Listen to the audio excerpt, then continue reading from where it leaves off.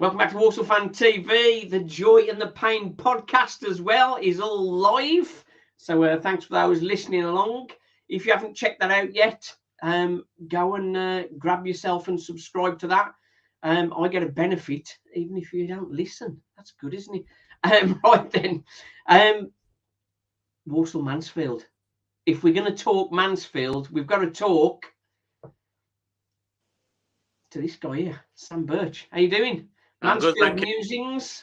Yeah, I'm good. How are you? Oh, I'm spinning round as always with all kinds of good and bad, really. Oh, hang on. I'm gonna have to leave that alone. What's that going on? Yeah, Walsall. As you can imagine, is we're up and down, so inconsistent. A far cry from Mansfield. You must be cock a hoop at the minute, aren't you? You're doing well, aren't you? Yeah, I was just thinking last night. Usually by this time of the season, I'm tweeting things like injury crisis, gone a few games without a win, pre-season favourites, and we're lingering mid-table. But there's just nothing to complain about. And as fans, we sometimes like a little moan, but at the moment it's just unbelievable. It's just a pleasure to watch, really. We've got more to moan about, but talking Mansfield now, I'm going to be a bit provocative now. Stockport, Notts County, and Wrexham occupy the top three slots. Can you break into that top three, or are you going to be in the playoffs again and the lottery like you were last season? I think we're in the top three teams on current form. I think we've got a game in hand, and if we win that, we're back into the top three. We've beaten Stockport, we've beaten County, we drew with Wrexham, and we played them off the pitch. So I don't see any of those being better than us. I think we're definitely a top three side the way we're playing at the moment, for sure. Yeah, 18 games undefeated. Yeah, all competitions as well. Still in the Carabao Cup. Got that game coming up next week against Port Vale with a good chance to get to the quarter-final. Port Vale, that'd be good to get your own back on them after the playoff final last year. Exactly. Yeah. We owe them one for sure. We didn't turn up that day, so hopefully it's a bit better performance next Tuesday or Wednesday. Can't remember which day it is now, but yeah, I'd say there's not a lot to complain about. The only minor thing you'd say is perhaps one too many draws or a couple of too many draws within that unbeaten run, but that just feels spoiled, saying something like that. So I think you've got to roll with it. And if we do, when we're going to lose sooner or later, hopefully not on Saturday, of course, but we'll get to that in a minute. Yeah, when it comes, it's going to come, and you just got to say, well, fair play. How you respond, I think, then, isn't it? It's how you respond. Yeah, it's how you respond, and you just want to make sure when you do lose one, you don't lose the next one. So, as I say, there's really not a lot to complain about at the moment. No, I think as far as draws are concerned, maybe too many draws. Walsall last season drew absolute hatful. Yeah. We weren't winning when we didn't draw, so that was. And we've sort of got into the drawing mentality already. Now we've drawn the last two. Yeah, I watched the highlights of your game last night. Shout of offside for their equaliser, maybe. Possibly. Yeah. I saw the highlights, and I think they were very very pro Crawley highlights. Right. Okay. Not a fair. My Matchday vlog will obviously be very pro Walsall, as you would expect. Yeah. But I do sort of try and balance things. But I think. I haven't got the stats right in front of me now, but I think we had 7 shots on target to their 3 or something like that. But on those highlights, it looks like Walsall only had 1 shot. Yeah, well, I saw. I think there was one where it came back off the. DJ was through and he hit it straight. Yeah, DJ had a chance. Yeah. Yeah. He'd only just come on at that point. He'd only been on about 5 minutes. I mean, we don't really like to speak about that DJ. He's very. Well, I'm sure we're going to get onto it, but. you're going to get fed up of it on Saturday, because all you'll hear for 90 minutes is Danny Johnson is a red. He hates Mansfield. That's all you're going to get. Well, That is coming. Just be ready for that. I mean, he's barely had a kick for you guys this season, has he? He's been on the bench the last few weeks. He's hardly played at all, really. I think he's had some. At the start of the season, he was playing for about 60 minutes and now taking him off. Freddie Draper has been in very good form and keeping him out the side. But Super Freddie, who scored a hat-trick last week against Newport, he went off, I think it's a hamstring problem. So I think he probably won't be available on Saturday. But you know what that means, don't you? Yeah, I mean, it's going to happen, isn't it? You know what's going to happen. You can see it coming. I've already put a sneaky pound on Danny Johnson, anytime goal scorer at 5-2. Yeah, well, generous odds actually. I mean, hopefully we'll already be 4-0 up by the time he scores. But yeah, you can see it coming. You can see the shoelace celebration coming as well from a mile off. But yeah, yeah, probably a bit of both. Maybe he'll score two and do one of each. But you do one of each, yeah, that's it, yeah. But yeah, he's very, very underwhelming for us, and I think he's kind of that sort of player where he does nothing apart from score, which sounds a daft thing to say, but you know. I know what you mean. Yeah, he doesn't really contribute, and I think that's why sometimes he finds himself out of favour with managers, because he doesn't really. He's not a good presser. He looks a bit like he can't be bothered really sometimes, and his link play, is a bit hit and miss. So I think that's why he finds himself out the side. He's just there to stand around the 6-yard box really, and put which is obviously a good skill to have. He's made a career out of it, but I don't think he's ever. I'm just thinking off the top of my head. I don't think he's ever been in a team that's been successful. Just thinking off the top of my head. Yeah. So perhaps that sort of shows that managers find that they need to find another way of playing without him in the team. Yeah, I think he came on against Forest Green in the JPT Trophy last 20 minutes, and he set up an excellent goal for Hutch in that game. And some of his link-up play has improved. I think he didn't get on with Clough, did he? I think there was rumours of a punch-up or something with Clough. Yeah, I think there's definitely something that happened there. I don't know what it was, but I've heard rumours of him turning up late to training and that sort of thing. But you never know how true these sort of things are. But Clough sort of insisted there wasn't a problem, but kind of over-insisted to the point where he thought something's definitely happened. Yeah. But yeah, I don't think we've missed him, and he did pretty well for you guys on loan initially, and perhaps that goal last night is the start of another run. So it's probably worth that. With the chance he had just after he'd come on, he hit that first. It was an excellent cross from Russ Teeney, and he connected with it well. And their keeper had made some excellent saves, to be honest. Great big huge guy, and he did well there to save that one. But Danny Johnson getting back into the team and then scoring just before we play Mansfield, it is written. It is written. But you guys don't concede many, do you? I think in 14 games you've conceded 11 and we've conceded 26. So we can see where the problems lie. Yeah, I mean, where your success has come from. You've scored pretty much, just a couple of goals more than us. But it's defensively where we're struggling. Just before we get on to the detail of that, Nigel Clough, he's had a 1-year extension to his contract, so that's like last chance saloon for him, isn't it? Yeah, I think that was probably the idea behind it. As you say, he's had I think this is his 3rd full season now, managing Stags, and he had half a season before that, and he's never quite shown the ability to create a team that pushes for the automatics. It's always been in and around the playoffs, just outside the playoffs, and I don't think wherever he's been, he's he's had a team in the Football League that have challenged at the very top of the division. Yeah. He got promoted with Burton, but he took over halfway through the season, I think, when Hasselbank left, I think it was. Yeah. So he didn't actually create that team, but obviously he did a good job to keep them going.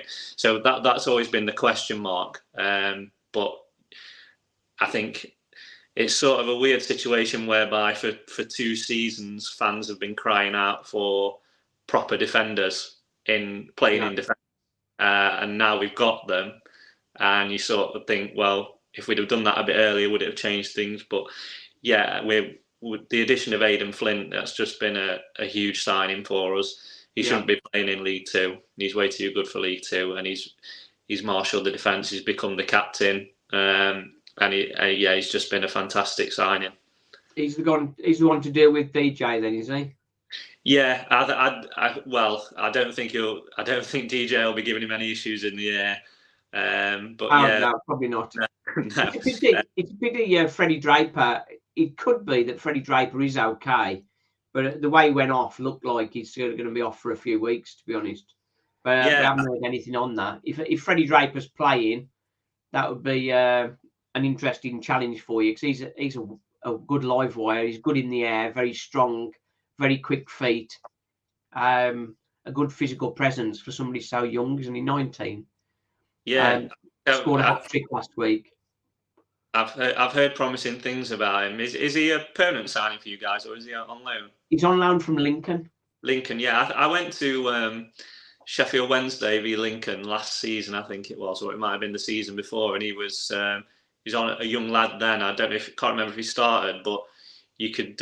He got that physical presence about him. For a young lad, he wasn't knocked off the ball or anything like that, and you can see. No. You could see there was a player there. I understand he had a good loan spell over in Ireland. Was it last season? Yeah, Droda. Yeah. Yeah. So scored 8 goals, I think. Yeah. He looks an impressive player. So hopefully, from our point of view, he is injured for the weekend. I think we could be facing a similar challenge because Lincoln sacked the manager. So the chances of him getting pulled back in January, bearing in mind the form he's on, we could be in the same situation again. We're just starting to fly, just starting to do well, and then our main goal striker gets pulled away from us, because that was quite an uncomfortable one. The situation with DJ and yourselves, your chairman played a right perler, I think, with that. Yeah, I mean, I think as speaking on from my point of view, I'd have rather taken whatever the money was and got rid of him, because I don't think it did him any good hanging around. He didn't make much of an impact for the remainder of the season with ourselves, and obviously didn't have a great effect on your guys' season either. So, it finished us off. I think from our point of view, we saw it as Mansfield trying to make sure that Walsall weren't going to be in their way, making the playoffs. I think there was an element of that. Yeah, I think there was an element of that. I think Clough would have been happy for him to go. But like you say, the chairman had other ideas. It wasn't a bad situation. The rumour, allegedly and all that, is Walsall had agreed a fee at the start of the season for 75,000 for DJ. And it was very close to going through. And then the chairman said, no, we'll have a 6-month loan. And then in January, Walsall went and said, come on, we'll make this permanent. Here's the 75. And he said, no, I want 225,000 for him. Yeah, I mean, it wouldn't surprise me. I think that tactics would probably have more effect if he wasn't out of contract in the summer. Which I mean, if he still had a year left on his contract and he'd had an impressive start to the season, you can sort of see the logic behind that. But no one's going to pay 200 grand in League Two for a striker who's available on a free in the summer. So that's it. Yeah, it was never going to work. It was just his way of. It was his way of just saying no, I guess. I think was it Gillingham or Colchester had a bid accepted, I think, and DJ said he didn't want to go. Yeah, I think it was Colchester. That's what I heard. But yeah, he didn't want to go and play down the bottom of the table, I don't think, and probably wasn't keen on going back down south either. No, I think for DJ, he's obviously enjoyed his time at Walsall. Well, last season he did anyway. So he wanted to carry on. This season, things have been a little bit tougher for him. There were some rumours about the training thing. He wasn't quite up there on training stats. But I've had some information through in the last couple of days, and there's no issue with him, with the manager, Matt Sadler. It's just Freddie Draper has been so superb on the stats in training and everything. So he's been getting the nod. But I mean, from your point of view, as if you're in a manager's position, when you've got a natural goal scorer, experienced natural goal scorer, you're going to want to play him, aren't you? I can't understand why he's not played him. Yeah, I understand that, but I also understand that, like I was saying earlier, I don't think he offers much to the team outside of that. So if you're trying to play a certain style, maybe like a high pressing style, then you wouldn't. He's not going to do that. He's not going to perform how you want to. And from what I've seen of Draper, he does provide that. He will run around. He's marauding. I think he's there.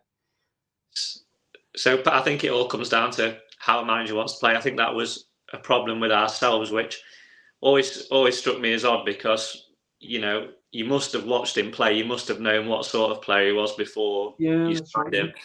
And then you've got Lucas Akins, who starts every game for us up front, completely different type of player, hold-up player, chases everything, works hard for the team, plays left back, right back, wherever Clough wants him to go. And you just think, well, if that was what you wanted from your striker, then perhaps DJ wasn't a wise signing in the first place. Well, we come to that really. The Travella Group, the new owners,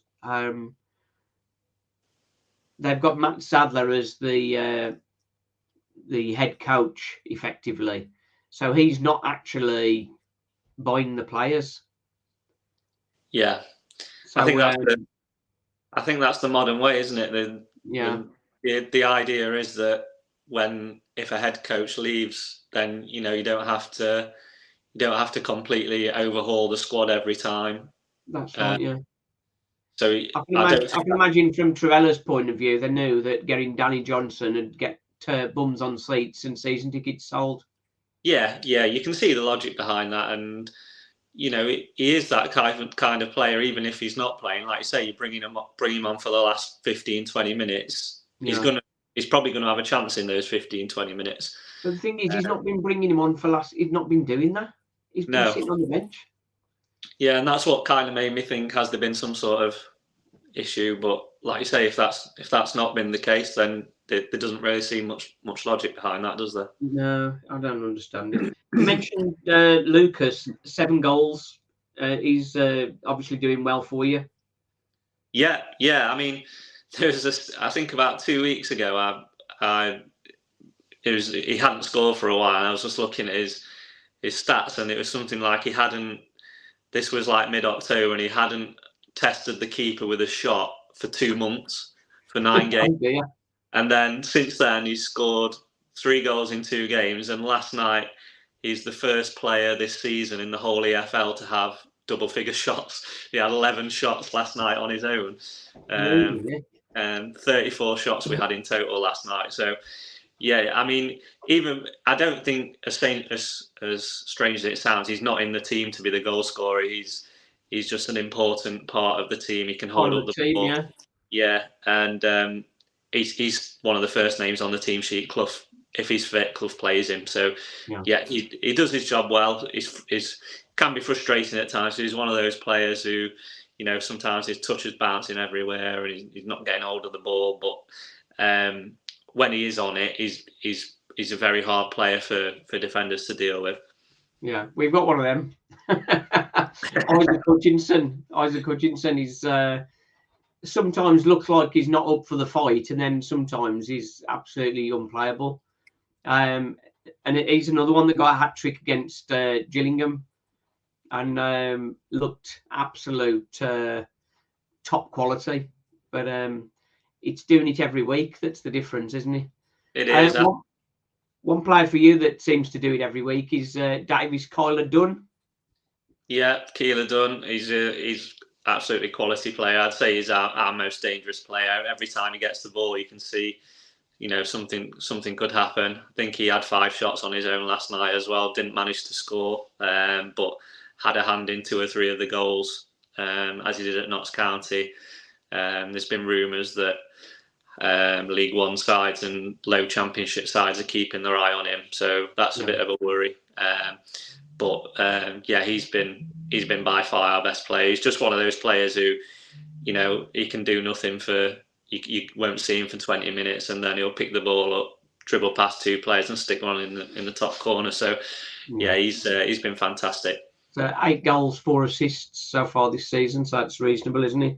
Yeah, I think he's one of the top players for goals and assists combined in the top 10 certainly. So he's played a different role this season. Last season we were playing more of a 4-3-3, and he was playing off the left or off the right. This season he's played quite a lot in behind the front 2. Almost one of the cam role sort of thing. Yeah, and that's really suited him because he doesn't have to track back or anything like that, and that suits him down to the ground. Harrogate, were they that bad then? They were abysmal in the first half. I think we had 23 shots in the first half, and I think they had 2 or 3. And they gave us the 3rd goal. But they were so. It was hard to believe because Harrogate have been our bogey team since they came into the Football League. We played them 7 times and lost 6, drew 1. So before last night, you're sort of thinking, oh no, bogey side, this is where the run ends, and then you absolutely battle them, play them off the pitch. I mean, they did have a spell. They were quite good in the second half, actually, to be fair, but they couldn't have been any worse. The game was already over by then, but they played quite well in the second half. But I'm not the first half. They were probably the worst side I've seen this season so far. Oh, that's good news for us. That we play them next after you. Right. Okay. The next team we've got at home, Harrogate. I think an impressive one for Mansfield was against Notts County, because of course you went behind and then came back and hammered them, didn't you? Yeah, probably one of the best days I've had as a football fan. Smashing your local rivals live on Sky Sports. It doesn't really get much better than that. And like you say, with going behind so early, I think that just made it even sweeter that you come back and you played. I think we were well deserving of the win, even though 2 of the goals were from set pieces. I think we still created more chances than throughout the game. I think it was extra sweet because I think the media like to focus on Notts County a bit, with the Notts County and Wrexham. It's everything, isn't it? Yeah, they're the media darlings. Even last night, I was watching I couldn't go to the game last night. I watched it on iFollow, but I had the Gillette Soccer special on in the background, and they had a camera there, and they kept going over there. And it's just, they play good football when they're allowed to. You can't deny that, and I think Luke Williams is a good manager. He's done a really good job there, to be fair. So you can sort of understand it, but it was sweet, sort of little old Mansfield going to Notts County, and they're not that much bigger than us, really. They only get a big crowd when we turn up. So it was a nice day, a very good day out. So the local derbies are always a bit of a fun one, aren't they? Yeah, and I think we hadn't won there for quite a while, for 8 years or so. Obviously, they've been out of the league for a while, so that was a part in it. But and it was just a brilliant day. The atmosphere was incredible. Nearly 4,000 Stags fans there, filling up one of the stands. Oh, that's nice. That's a big ground, I recall. I went to County Ground a long time ago. Yeah, Meadow Lane, is it? Meadow Lane, yeah. I think there's 16,500 there. So really good crowd for League Two. And I think all the tickets were virtually sold out. So it was a nice occasion, and it was nice to beat them in their own backyard. I bet it was. So that's your winning run, or your unbeaten run, coming to an end on Saturday. I think there's not many people that would put Walsall down for an away win there, is there? No, I mean, I haven't seen much of you guys this season, seen highlights and things like that. But I think the way to play against Mansfield is to frustrate them, sit behind the ball. I don't know if that's something you guys have done much this season. We concede a lot of possession. Yeah, we're not particularly high on the possession stats. No, that's the funny thing. I think the last 2 games we've had the least have been 2 or 3 times we've had the least possession in a game.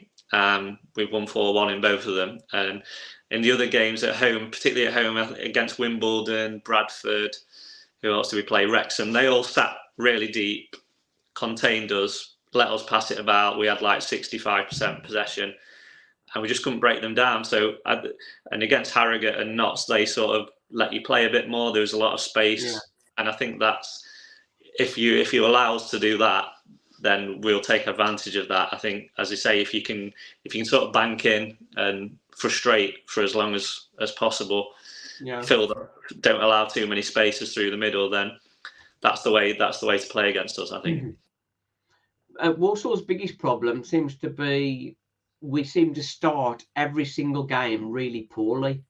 I think I haven't got the stats right in front of me, but I think in more than half of Walsall's games, we've conceded a goal in the first 15 minutes.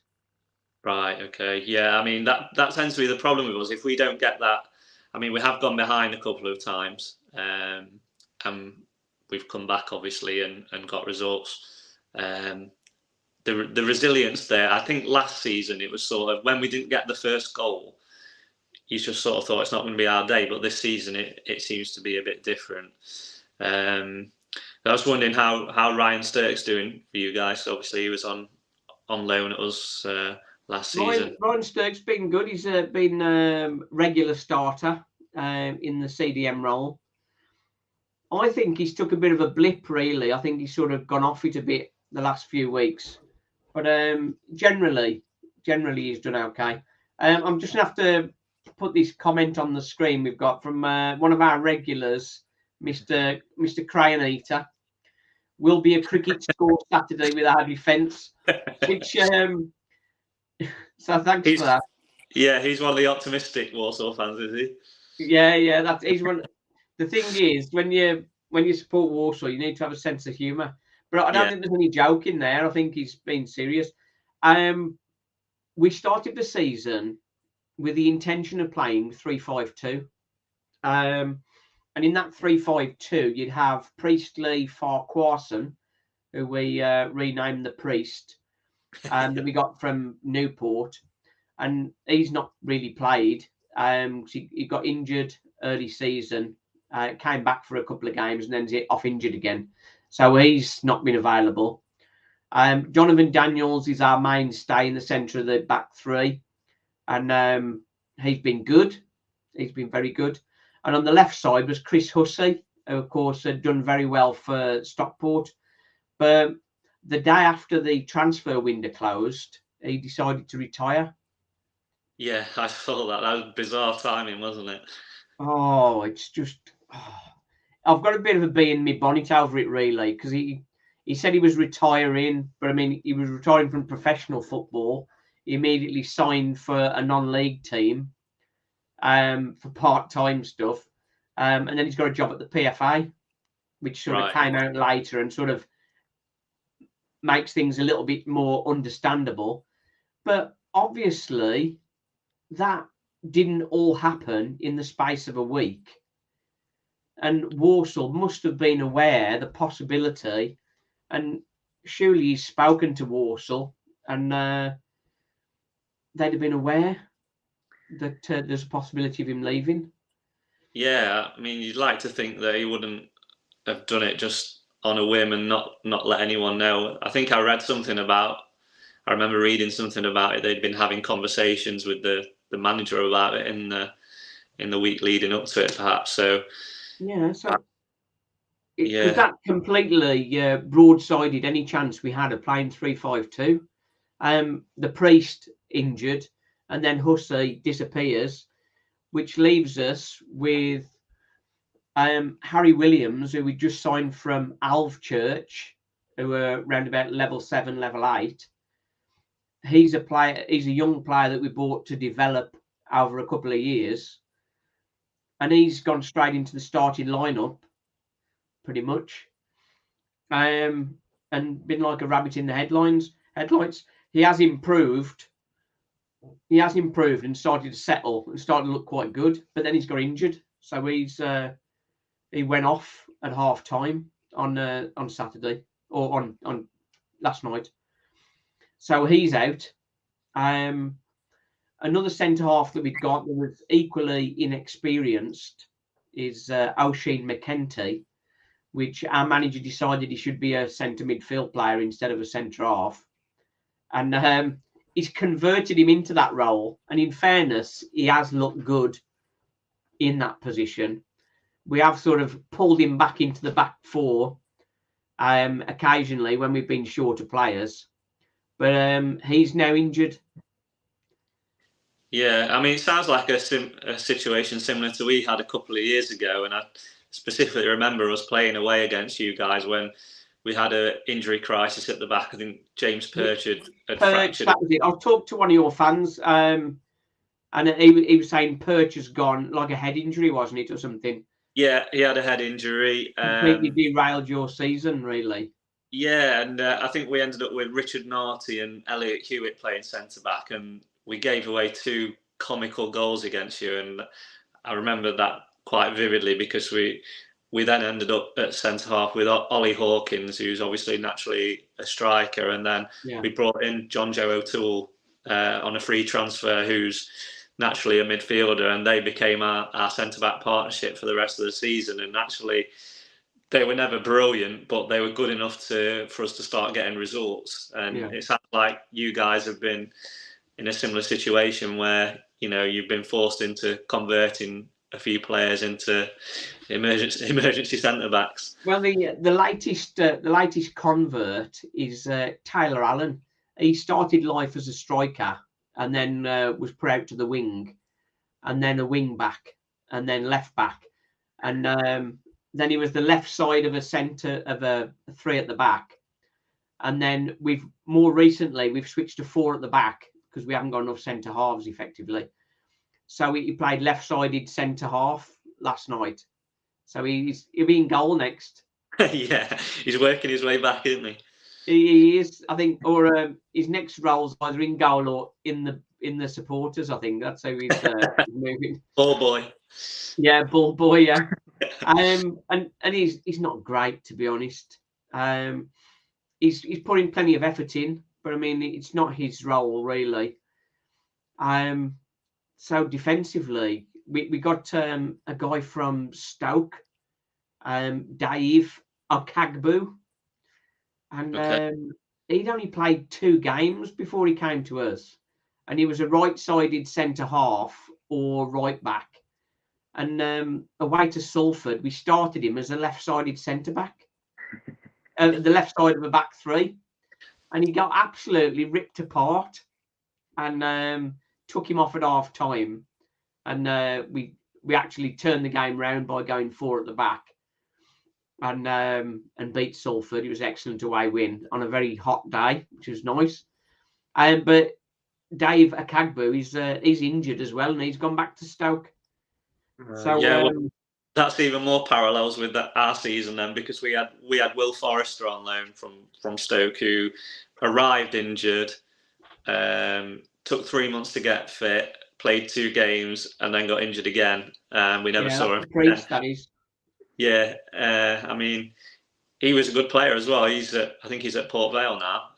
Got promoted with them last season, and he was a good player, but he was just never fit for us. And like I say, that Priestley, he was a good. I had my eye on him for a potential centre back for us in the summer. But I think he had injury issues last season as well, didn't he? I had a Newport guy on, and he was saying he was excellent for them, but he did sort of miss quite a few games. Yeah. So, that's the problem. I mean, that's the fear for us, because we've had so many injury crisis over the last couple of seasons. And we've had injuries this season. I mean, at the moment, we've got Alfie Kilgore out, who was going to be our main centre-back this season. We got Elliot Hewitt, who was our player of the season last year, right back, injured. Stephen Quinn, really good player.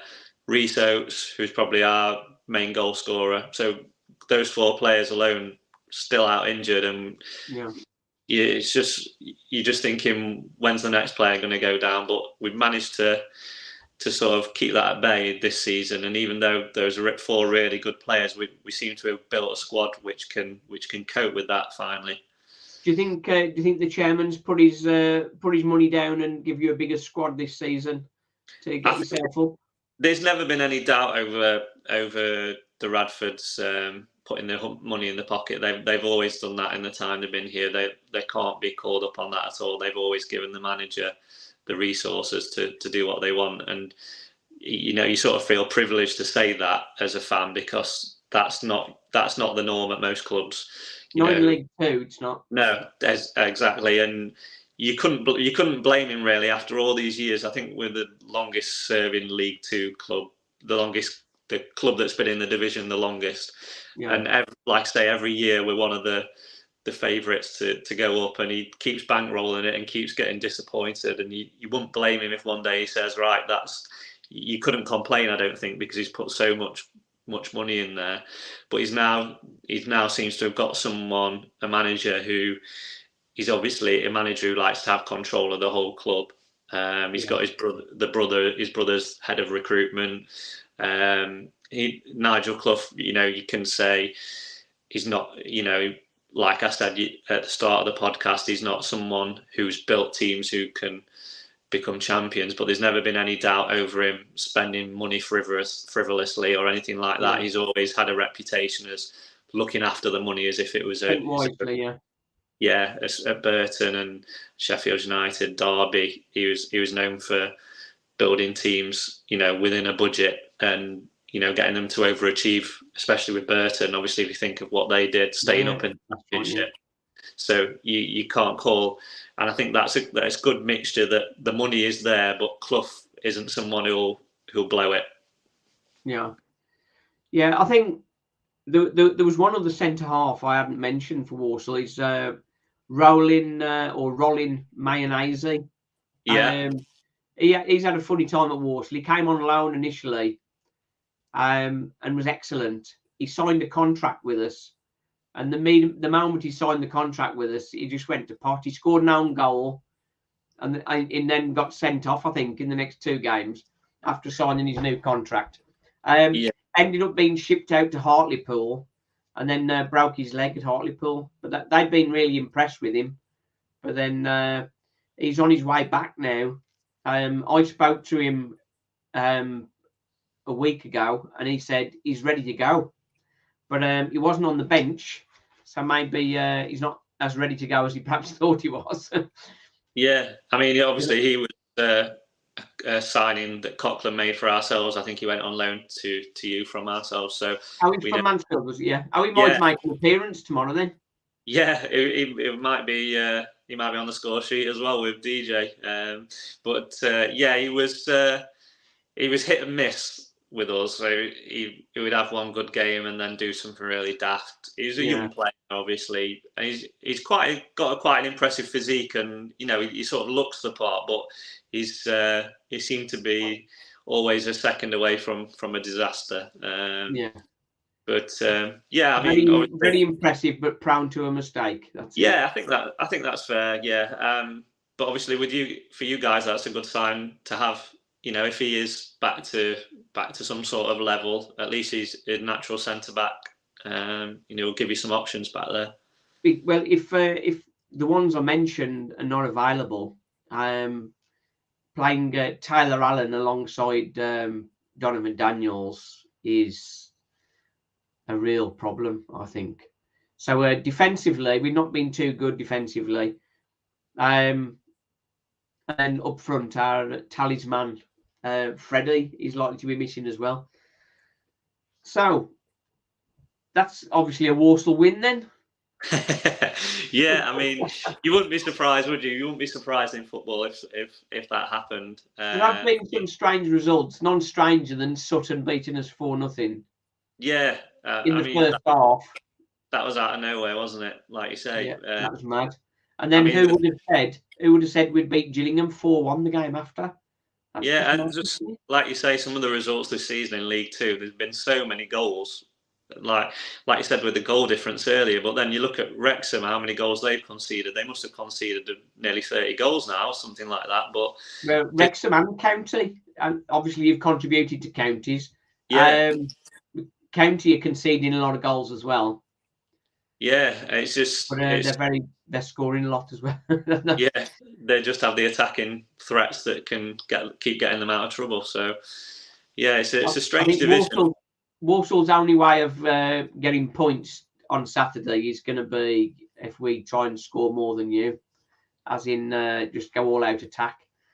Which, from what you said earlier, is probably will get us a spanking. Probably. Yeah, I think that might be dangerous. Yeah, I think that would play into our hands, but you never know. Like I say, stranger things have happened, haven't they? That's right. What's your prediction then for the game? I'll go for 2-0 Mansfield. 2-0. That's very conservative of you, Sam. Yeah, well, I'm a guest, aren't I? So just being polite. When I put my newsletter out, it might increase by a few, but yeah. I think I wouldn't be surprised if you banged us 4, to be honest. But with my Walsall heart on, I'm thinking maybe 1 apiece. Yeah, and, with a goal from DJ. It's quite nice, really. This season, it seems really strange because I've been on a few different fans' podcasts and things like that, and wrote for blogs and things like that. And it's always nice because you always expect you to predict a win for your own side, but even I normally would. Yeah, well, that's what I'm saying. That people are saying I'll be optimistic and predict a draw, and it's like, well, that just shows that you must think that we're a decent side. So it's a refreshing change for that. I'll say for you guys, obviously with what happened with Mansfield and DJ, obviously I think that caused a bit of animosity. I think, I mean, it's all sort of sweeps under the carpet. Just get ready for the song. That'll be like all the way through, the way through the game. Danny Johnson is a red. He hates Mansfield, whether he's on the pitch or not. That'll be the chant. Well, it'll be the space where the subs warm up is right in front of the most vociferous section of the Mansfield fans. So I expect you'll get a warm welcome. But yeah, it should be a good game. It's all good fun, isn't it? Well, that's it. Well, me and my lad are coming, so hopefully it'll be all right. Anywhere particularly you'd fancy for us to eat? No, there's not really too much around the ground in terms of restaurants. There's don't know if you like an Italian, but there's a nice chain of Bella Italia not too far from the Bella Italia. We might get. I think what we did last time, we stopped beforehand somewhere, had something to eat, and then came in because we can get on that car park, can't we? On the right hand side. Yeah, that's right. Yeah, I mean, there's a nice fan zone that away fans are welcome into. It's just behind the main stand. There's a bar and burger van and that sort of thing. And you're always away fans always welcome to pop in for a drink. So if you're looking for somewhere to head before, you could do worse than try there. We'll see if I can get the lad out of bed. We might get there. Otherwise, we'll be arriving like we normally do, 2:45, and trying to find a space. Yeah, that's always fun, isn't it? I have for anybody who's not watched all of my shows. Forest Green Rovers, the year they went up, it is quite funny actually. I think they were 23 games unbeaten, and we went to their place and beat them. But my match day vlog for that, we'd gone down into the town. Have you been to Forest Green, I presume? I haven't. Yeah. No. Well, we'd gone down into the town, and we arrived early, and we ordered some soup, and this soup took about like 25 minutes for this soup to arrive. So then when it came, it was like boiling as it came. And by the time we got this soup out the way, it's like, we better get up to the ground. Time was ticking on. Drove up to the ground, trying to get on their car park. And he said, like, no, we only got room for about 6 cars or something. Because you'd have to park in the road. So then we were driving around the road, trying to find a space. No spaces anywhere. And I'll put it on the end credits if I can do that after. I'll try and do that. Yeah.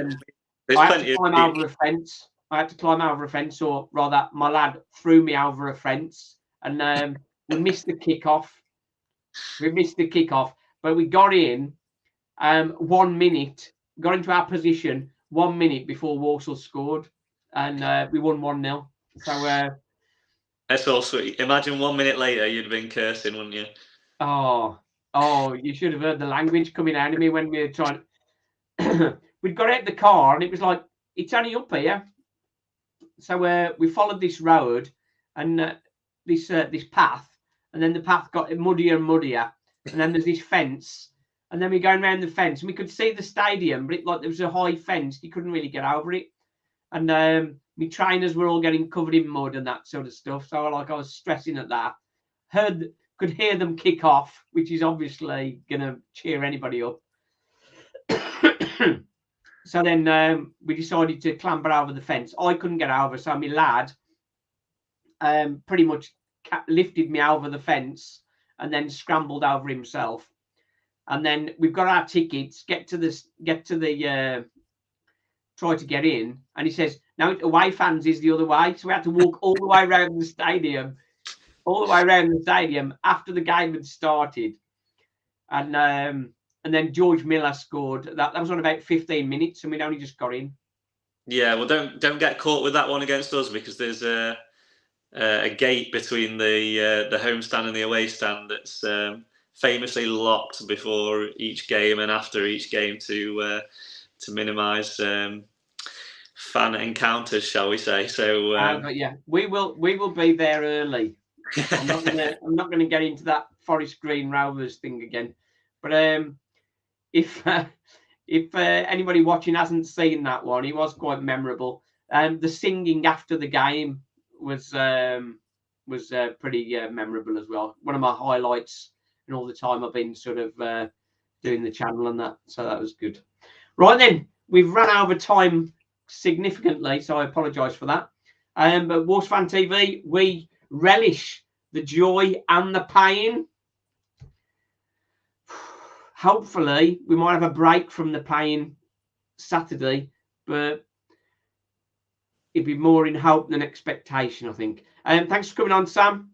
Yeah, thanks for having me. Cheers. Good luck for the season, just not for tomorrow, obviously. All right then. Cheers, Sam. Nice bloke. Wishing you a blip on Saturday, but then a decent season. That's from Phil Bray, so that's a good one. Right then. Cheers. Thanks, everybody. Cheers.